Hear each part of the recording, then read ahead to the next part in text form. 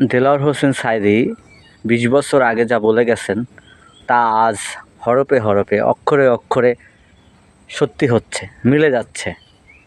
দেলোয়ার হোসেন সাঈদীর যেই ভবিষ্যৎবাণীগুলো সেটা আজ প্রমাণিত হচ্ছে। কোন দেশের সাথে যুদ্ধ লাগবে, কোন দলের লোক খারাপ, কে কীরকম, কে জুলুম করবে, কোরআন হাদিস থেকে রিসার্চ করে সে কথাগুলো বলেছে। আজ তার সেই কথাগুলোই সত্যি হচ্ছে, প্রমাণিত হচ্ছে। দেলোয়ার হোসেন সাঈদী যে একজন বিজ্ঞ আলেম ছিল, আল্লাহর ওলি ছিল, এটা হয়তো অনেকেই বুঝতে পারে নাই। এই দেলোয়ার হোসেনের সাঈদীর তার লাশটা পর্যন্ত ঢাকায় জানাজার পড়াইতে দেয় নাই।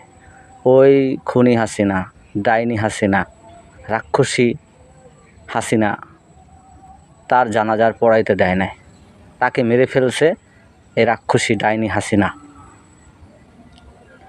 এমন একজন আলেম, এমন একজন পীর আউলিয়া আমরা মনে হয় আর পাবো কিনা জানি না। এরকম একজন অলি আউলিয়া জন্ম হতে যুগ যুগ বছর বছর সাধনা করতে হয়, যুগ যুগ বছর বছর লাগে। দেলোয়ার হোসেন সাঈদী আর কয়টা দিন আমাদের মাঝে থাকতো, তাহলে আমরা আরও কিছু ভালো ভালো কিছু জানতে পারতাম। এই পৃথিবী নিয়ে ভবিষ্যৎবাণী যে করে গেছে সেটাও আমরা আরও কিছু জানতে পারতাম।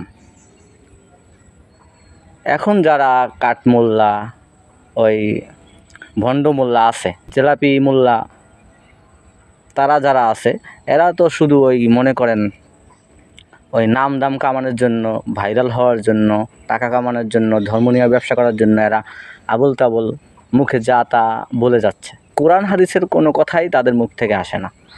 সত্য যে কোরআন হাদিসের যে বাণীগুলো আমাদের নবী রাসূল কি লিখে গেছে, এই ভণ্ড হুজুরগুলা, কাঠমোল্লারা এগুলা তারা বলে না।